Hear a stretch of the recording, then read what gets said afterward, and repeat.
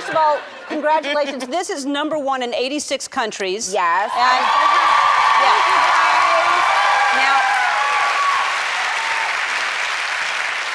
Now, when you were #2 behind Travis Scott, it seemed you got upset about that.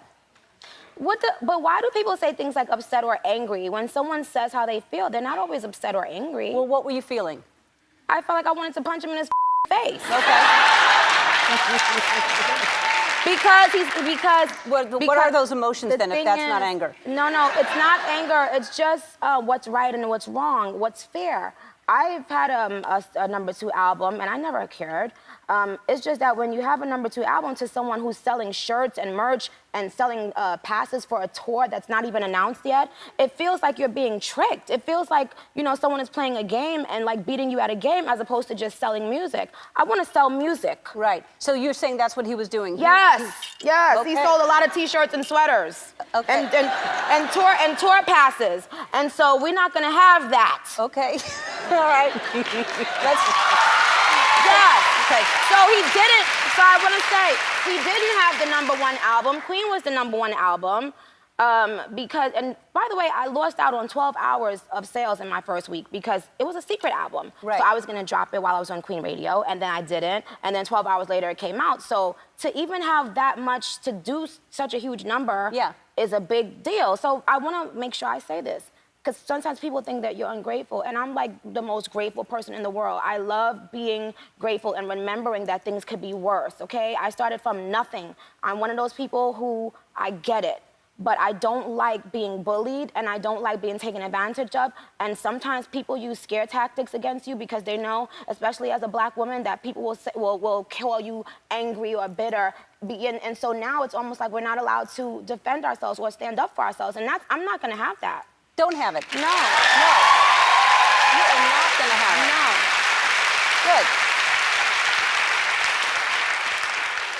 All right, let's talk about your love life. Why? Because last time I got it out of you that you were with Nas, and No, I didn't say I was with Nas. I said I hung out with him. All right.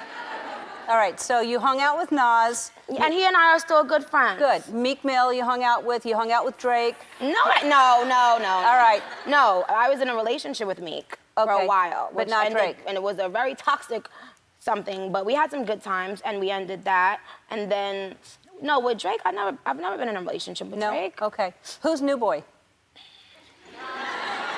There is New Boy, right?